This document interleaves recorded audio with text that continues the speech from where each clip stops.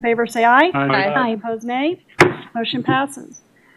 Next item on the agenda is mayor's items, and I have two items tonight. First, Memorial Day is for remembering all the people who died while serving in the United States Armed Forces. And Terry Love served 2 tours in Vietnam and is a lifetime member in the VFW. He researched the U.S. Army records and found 5 men from Shawnee who were killed in Vietnam. He requested their names be read tonight so that we never forget the ultimate sacrifice. James Peter Hassett, Staff Sergeant, B Company, 2nd Battalion, 14th Infantry Regiment, 25th Infantry Division, born May 3, 1949, killed June 5, 1970. Gary Ray Jackson, Specialist 4, C Battery, 2nd Battalion, 20th Artillery Regiment, 1st Cavalry Division, born July 31, 1951, killed September 8, 1969. Benjamin Arnold Nix III, Sergeant, E Company, 2nd Battalion, 501st Airborne Infantry Regiment, 101st Airborne Division, born August 9, 1946, killed April 23, 1970. Paul Edwards West, Private First Class, Headquarters Company, 4th Battalion, 9th Infantry Regiment, 25th Infantry Division, born June 10, 1947, killed March 2, 1968. And John Charles Williams, Specialist 4, H Company, 75th Infantry, Ranger Battalion, 1st Cavalry Division, born March 26, 1948, killed August 11, 1969. These were young men who went to a foreign land to defend our country. They had families, friends, and future. They sacrificed their futures so that every American could have a better future. So I'd ask that we please take another moment of silence to remember these brave men and all the other brave women and men who made the ultimate sacrifice for our freedom.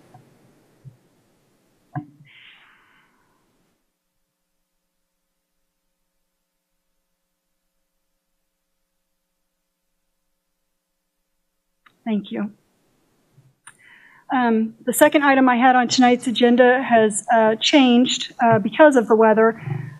So the other thing I just want to mention, and I know I've mentioned it several times, but I feel like I can't mention it enough, is that if you get the opportunity to participate in our Citizen Fire Academy and or reach out to the Alumni Association so that we can come to your HOA, your church, whatever it is, so that we can help train you in emergency preparedness and basic first aid, so that when, unfortunately, things like this happen and our emergency personnel are responding to the critical issues, that you're able to take care of yourself and your family and your neighbors. So,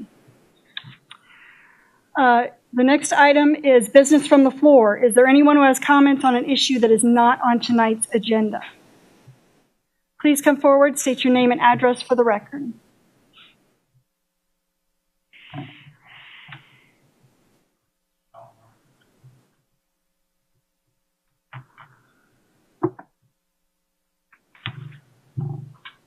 Oh, there is no overhead. Oh, there is an overhead. Thank you. Ray Ehrlichman, 7510 Garnett Street, Apartment 7, Shawnee, Kansas. Last week at the council committee, a couple items came up, and I wasn't aware that they were going to come up, so some of the information I had was at home, and might as well bring it up now. There were some questions about staffing on the police and fire departments. In your packet last week, in that committee meeting packet, there was some information regarding police officers, and I'm not going to go over this in depth. Just remind you folks, you might want to take a look at it regarding the number of police per 1,000 population and how we are lower compared to most cities. And the other thing was police dispatcher regarding how we're working on a 14-year-old plan. And last but not least, the number of blackout minutes. All of this information was in your packet.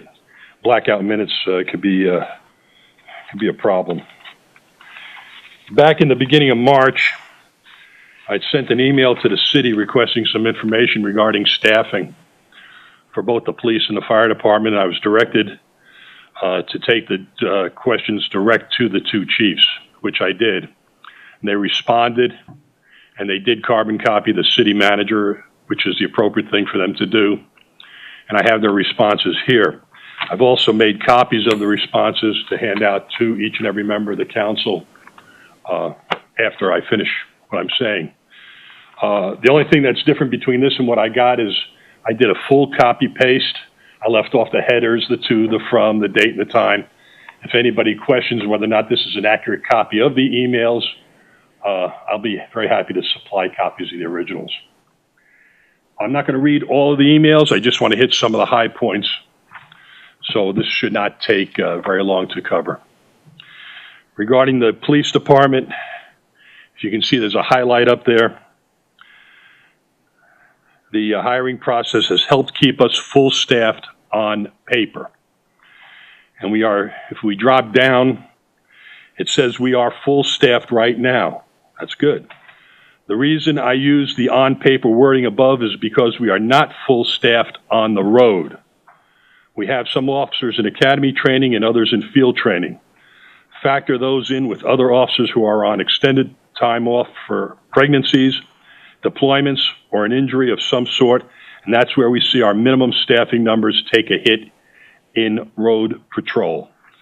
Basically, without going into detail, what that would mean is, let's just say there's supposed to be 5 officers on patrol, but one of them is field training another one. So now you've actually got 4 because you got 2 in a vehicle. We could expand that out. So even though staffing levels may say 100%, do we truly have 100% on the road? That's questionable, and that's the information from the chief on that. With regards to the fire department,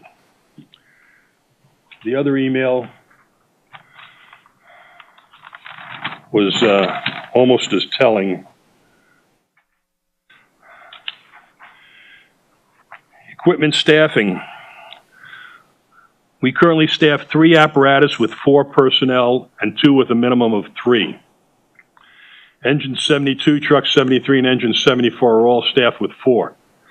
Engine 71 and truck 71 both have the 3-person minimum staff. The staffing is affected daily, and I don't really have a guess at the number of shifts where we run with that 3 minimum here at 71. With minimum vacation usage, sick days, and trainings, I would say that we are at the minimum of 3 more days than not. Now, for anybody that's on the council that may not be aware of it, and I guess this is part of the training we've been through with some of our citizen volunteer things, 3 people on a piece of equipment means if they roll up to a fire, a structure fire, they cannot go inside the fire to put it out. You have to have 2 in and 2 out. They have to wait for another piece of equipment to roll up. The way it was explained to me was that the only way that a 3-person piece of equipment can go into a structure is if they have verified proof that a human life is in danger. In other words, somebody comes out and says, Grandma's in the back bedroom, we can't get to her, we can hear her screaming, then they can do it. So the question of, are we fully staffed or aren't we? Do we need more people or don't we? I think these comments that I just read to you indicate that sometimes when figures say 100%, they're not really 100%, that there's still a definite need for additional personnel. I do not want to be in a residence where a piece of equipment rolls up with only 3 people on it. I don't know about you folks. I have been through a fire. I remember 19 years ago, we had some nut job set fire to 3 buildings in my apartment complex. My building was the second one hit. And I've had my 5 minutes, and I think I've covered just about everything I need to cover. And thank you very much for your time. I will give copies of this to Mrs. Aldevar to hand out to the members of the council.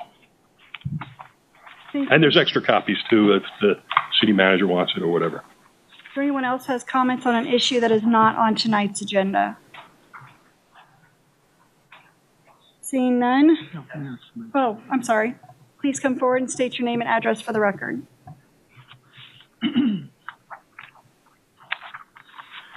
My name is Chris Carner, and I live at 7016 Widmer Road, Shawnee. I was present last week during the committee meeting for the budget. And during that time, I also want to bring up about the budget for the police and the fire department.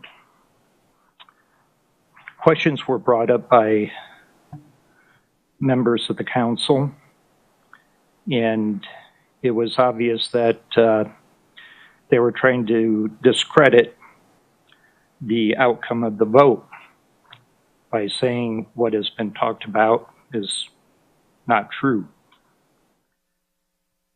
As Ray just presented, what has been talked about by the citizens is true, and the council is supposed to represent the people.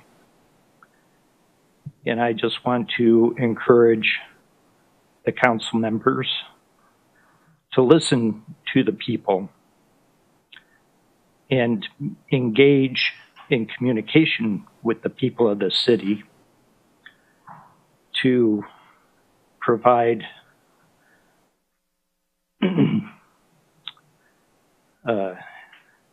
equitable account of how we spend our money and what the people want to spend it on. And that's all I have to say. Thank you. Thank you. Is there anyone else who has comments on an issue that is not on tonight's agenda? Okay. Seeing none, the next item on the agenda is from the Planning Commission. Item number 1 is to consider approval of SUP 021905, a special use permit for Beth Kirk to operate an in-home daycare for up to 10 children at 10708 West 65th Street. On May 6, 2019, the Planning Commission recommended 9-0 that the governing body approve the special use permit subject to the conditions in the staff report. The recommended action is to consider approving SUP 021905. Does anyone on the council have any questions? Anyone from the audience like to speak to this item? Accept a motion? Second.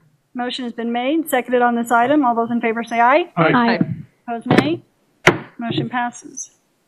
Item number 2 is to consider ordinance number 3279Z031905, rezoning from agricultural and planned industrial to residential suburban and planned industrial for the Schier Products corporate headquarters located in the 6300 to 6600 block of Woodland Drive.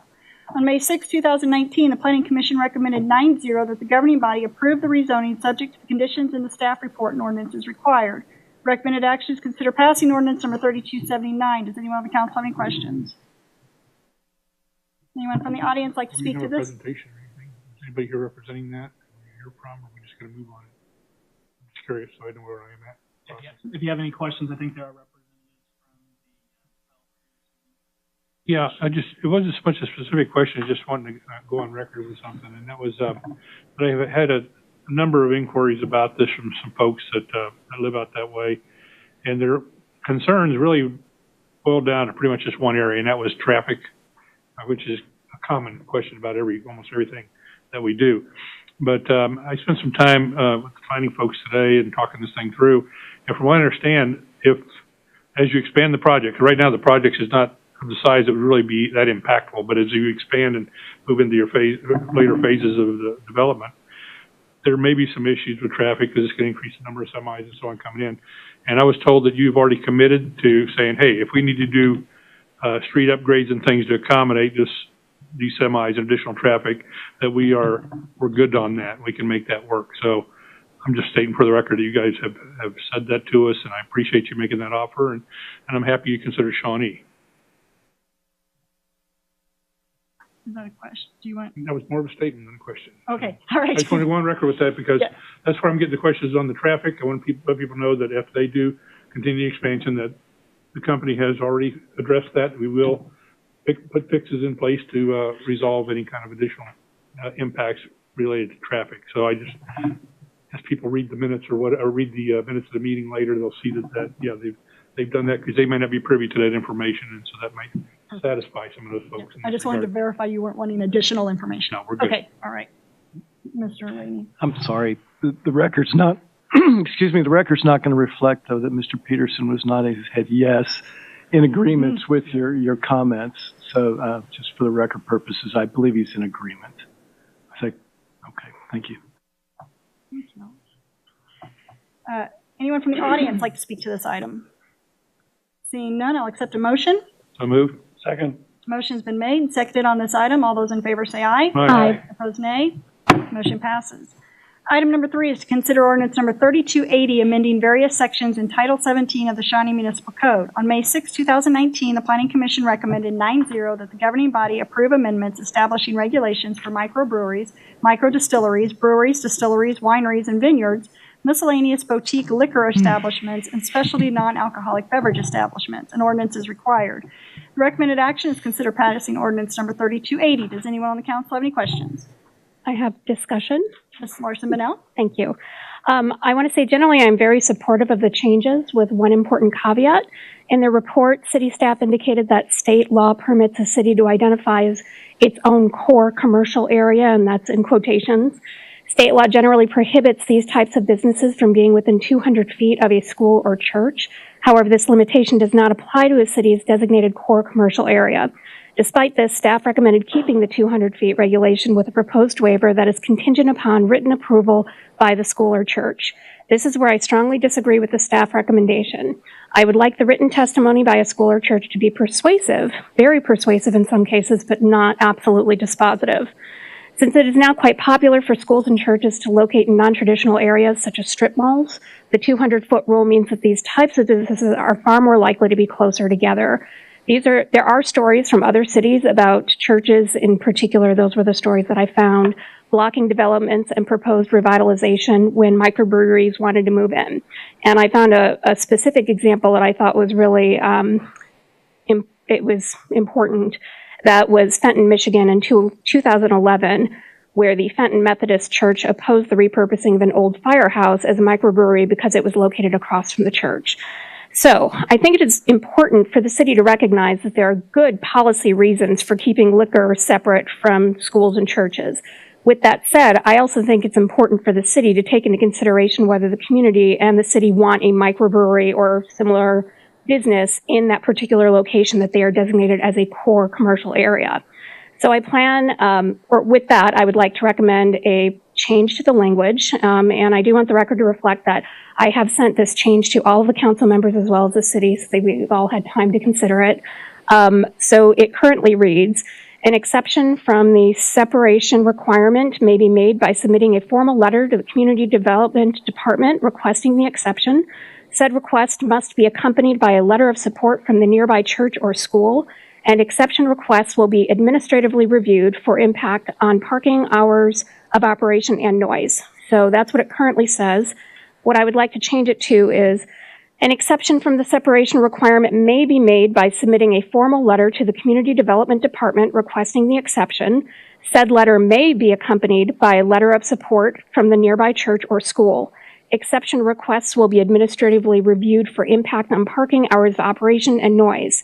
Exception requests that do not have a letter of support from the nearby church or school shall be reviewed by the Planning Commission, who will consider staff recommendations and public comments before deciding whether to grant an exception. I'm not taking off the footage at all.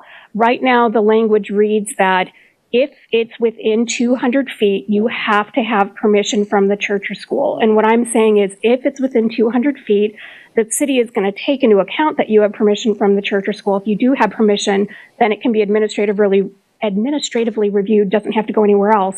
But if you're in one of those core commercial areas and you don't have that permission, it's not necessarily the end of the road. There's then a hearing process for those businesses where they can come to the Planning Commission, there can be a public hearing, and the Planning Commission can make the recommendations based on staff recommendations and the public input. If I could speak to that too, and I really appreciate the extra research and effort that you did on this, and Stephanie and I talked about it, and this is actually a very good solution. It gives us more flexibility, especially on infill projects. So I think the language is great. We would be fully supportive of that. And the great thing about it is like you said, it doesn't hit a dead end. It puts it in a public forum where a decision-making body that's appointed by the mayor, that is a part of the community, makes that final decision. So I think it's a really good solution, and we would be fully supportive of that amendment to the amendment that we proposed. Thank you. Good job, Lisa. Madam Mayor, Yes. just technically, does this need to go through the planning commission and back to us? Or do we do it now? It would not. Their body simply makes a recommendation to you. You have the authority to make alterations to that. The fact that there's also public comment at this, I think at this meeting also helps with that process. You could make that amendment without having to remand it, I believe. I agree, excepting for the fact that they're going to override, which means it would depend upon your vote. Yeah, correct. You would need the override vote. 6 votes. Yeah, 6 votes. correct. Yes, sir. Shouldn't be an issue. Just a point of Mr. clarification, Doug, now you've already got the language she read to you. Yes. So I'm trying to figure out a way to read it into the motion or something, but if you have that information, we can say what she said. The ordinance. I don't have every word memorized. I can certainly restate should make the motion. the relevant part in a formal motion. I mean, I think it was very clear. I think we got it all. Just being able to restate it exactly as you said it would be the difficulty in making a motion. We'll amend the ordinance that's in the packet to reflect that language before it's signed by the mayor too. So I move that we make Lisa make the motion. We need to get audience comment before we make a motion. Okay. Anyone from the audience like to speak to this item? Okay, seeing none? Your turn. I'm going to let Lisa make the first You're going to make the motion. second? Yeah. Okay. I would like to move that the language be amended to say an exception from the separation requirement may be submitted by a formal letter to the Community Development Department requesting the exception. Said request may be accompanied by a letter of support from the nearby church or school. Exception requests will be administratively reviewed for impact on parking, hours of operation, and noise. Exception requests that do not have a letter of support from the nearby church or school will be reviewed by the Planning Commission, who will consider staff recommendations and public comments before deciding whether to grant an exception. Second. Motion has been made and seconded on this item. All those in favor say aye. Aye. Opposed, nay. Motion passes. Item number 4 is to consider approving the 2020 to 2029 capital improvement program. City reviews and updates the CIP each year. The council committee reviewed the CIP on May 7th, 2019, and the planning commission reviewed it on May 20th, 2019. Recommended action is consider approving the 2020 to 2029 capital improvement program. Does anyone on the council have any questions? Mr. Jenkins? Yes, we talked about the CIP earlier. Actually about the budget and all. I talked about maybe including in the CIP the infrastructure restoration program, primarily focused on the stormwater restoration of all those pipes that are going bad and so on. So it can be addressed as part and parcel to the CIP instead of being kind of a separate item that we discussed. And Nolan indicated some interest in maybe doing something there. When I looked at it, I saw pieces and parts in there. It didn't look like any kind of comprehensive piece, but there were parts of it in there. I'm wondering is this is all we're going to do at this point, or? Well, so, and I can have Doug or Matt speak to this as well. So the CIP as it's presented now is kind of fully funded. It's a fully funded CIP. So the projects that you see in there are kind of projections on what projects we have that will actually be constructed. So kind of what you see, kind of that future service goals and things and other projects that are not funded. Right. And so I think that's something that we can look at as kind of we get additional video, then we can incorporate more of those projects kind of into that CIP as we get additional funding. So like right now, we don't have that funding in place. Actually, we're taking action in some of those things that are identified now in this next fiscal year. We will be fixing some of those. Mm-hmm. So we will, in fact, be making progress with some of that infrastructure. So if we had it on the CIP, it would reflect that and would show how much we were allocating toward that this year. So we'd actually be doing some calculus here, keeping track of where we are. This is what we need. This is what we're going to do. And obviously, there's going to be a significant balance and so on. I don't know, just a tracking mechanism built into our CIP where it's a part of it. Any other?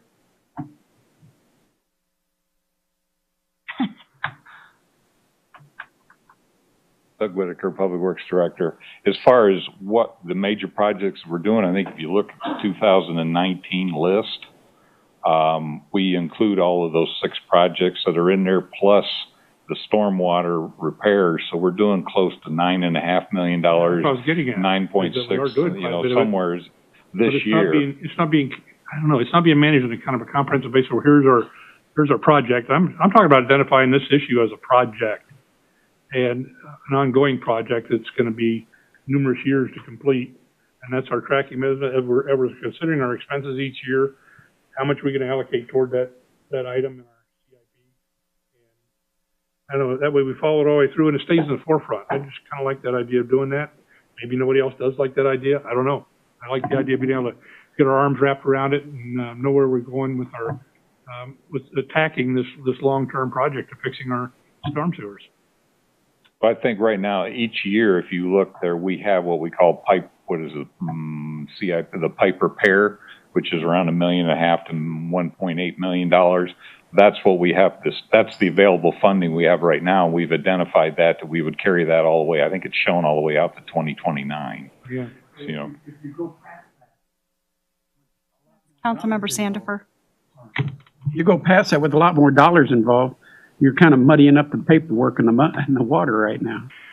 We're doing it as we can do it as they come in, and they've done a fantastic job. I think it's an accounting process, and that kind of gives you, at the management level, a kind of an accounting process instead of delving down into every project, which project's done, and all this kind of stuff. I see it as kind of a management tool, and I think it would be useful. If nobody else thinks it's useful, I'll figure it out. But it seemed like a good idea to incorporate it into our CIP because that's a real driving instrument for us when we make financial decisions here as a council. I just think that would be a useful tool. And like I say, if you guys don't agree, that's up to you. But I mean, I just think it would be a good thing to do. And I don't think it would require a significant workload at all. It'd be very simple to just put it in there. And I'm not so sure I want to just do what we're doing now in this area. I think we may want to increase it from my perspective. We may want to increase what we're spending on this because I don't see $100 to $140 million in the next 10 years on the track we're on right now. That's not, because those numbers aren't going to add up and equalize out. So I think keeping it in the forefront there, right in front of us, I think helps maybe encourage us to do a little more than what we've been doing. I'm sorry, what? Fix it? No? Okay. Councilmember Larson Bonnell. Councilmember Jenkins, do you think, I agree with you, this is a pretty significant project, and it'd be nice if we had an easy way as council members to kind of figure out where we've been, where we're going, even if they don't have exact dollars estimates would be nice. Mm-hmm. I'm wondering if that information can be provided just as easily in an overview like that, a project management overview that could be sort of attached to the CIP and reviewed along with the CIP, but not necessarily fully incorporated. Because I do think that what you're wanting and what I think is a reasonable request is it's more detail in some ways than we currently provide on the CIP. So what if it was a separate document, an equally important document where we could capture that information? It kind of is a separate item. It is a separate document now. And I guess I'm doing it, it's a kind of a more than one prong on this thing. It's a multi-pronged project or consideration. One's just to raise its visibility. Two, to make it as part of the overall, as you're looking at overall expenses, what part of that this represents. And then the part about it also manages the progress and how we're coming along incrementally on getting this thing done. Because I think it's 800-pound gorilla myself. That's a huge project we've got to deal with. And I think it's really important we do a good job of that. Because if we don't, we're all going to pay the price. Because we all know that those pipes, they don't give a damn about us. They will crap out and fall apart, and they feel like it. And they're not going to cooperate with us at all about postponing them, their deterioration or anything else. So we're going to have to deal with this issue. It's right in front of us. And I just like to get more serious about how we're dealing with it. That's how I think we take it on. We're recognizing that. I think Doug made us a great presentation. We're doing a lot of work sending those video cams up those pipes to see where we stand and being able to categorize them effectively and know where we really stand. We get some really great information. Let's get it all together and make it part of our process. Thank you. Anyone from the audience like to speak to this item? Seeing none, I'll accept a motion. So moved. Second. Motion has been made and seconded on this item. All those in favor say aye. Aye. Opposed, nay. Motion passes. Did somebody vote in dissent? Oh, Mr. Jenkins voting in dissent. The next item on the agenda is staff items. Item number 1 is to consider resolution number 1878 approving the redemption of general obligations bonds series 2018A. In 2008, the city issued approximately $7 million in bonds to fund improvements on Holiday Drive, Shawnee Mission Parkway, and street lighting on Renner Road. The majority of the bonds have been paid off, and a resolution is required to redeem the remainder of the bonds early for an approximate savings of $40,000. Recommended action is consider adopting resolution number 1878. Is there any discussion from the council? Anyone from the audience like to speak to this item? I'll accept a motion. Move to approve. Second. Motion has been made, seconded on this item. All those in favor say aye. Aye. Opposed, nay. Motion passes. Item number 2 is to consider contract number 2019-043, a price agreement for the preseason purchase of ice control salt. City's purchasing manual allows participation in cooperative purchasing agreements with other agencies. Staff has negotiated a unit price of $50.20 per ton with Independent Salt Company and is recommending purchasing 5,500 tons for a total cost of $276,100. Recommended action is consider approving and authorizing the mayor to sign the contract. Is there any discussion from the council? Mr. Jenkins. Just curiosity item. Did we get a deal on it? I'm just curious if we, you said talked about ordering early. Let's get our orders in now because we might be able to get a better deal. Did we manage to get a better deal? We work with Overland Park and some of the other cities for a combined order, and that's where we get our pricing from. So it's just a little bit up from where it was. So it's actually up a little this time around? But we don't. It's not a individual our contract. We're using a local contract because I think we all get it out of over the other side of McPherson, and that area is where the salt comes from. Okay, I was just kind of hoping we maybe get a deal so we're out there buying it way before. Well, I think they were pushing here. They're pushing that everybody used a lot of salt this year, and they want to start making deliveries now instead of trying to haul thousands of tons this fall when everybody's scrambling. We do what we got to do. I just hope for a good news story, but guess not. Any other questions or comments from the council? Anyone from the audience like to speak to this item? I'll accept a motion. So moved. Approve. Motion's been made and seconded on this item. All those in favor say aye. Aye. Opposed, nay. Motion passes. Next item on the agenda is miscellaneous items. Item number 1 is to ratify the semi-monthly claims for May 28, 2019 in the amount of $2,031,774.88. Is there any discussion from the council? Anyone from the audience like to speak to this item?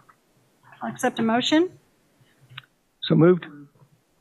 Second. Motion has been made and seconded on this item. All those in favor say aye. Aye. Opposed, nay. Motion passes. Miscellaneous council items. Does anyone on the council have an item they would like to discuss? I think we have a committee meeting before Old Shawnee Days, so I'll say it now. Everybody come to Old Shawnee Days. It's going to be great. June 6th, 7th, 8th, and 9th. The parade's on the 8th. New route. Will we get some information out pretty soon? I haven't seen. Usually got flyers and stuff. I haven't seen anything yet. They're out. There's stuff. OldShawneeDays.org.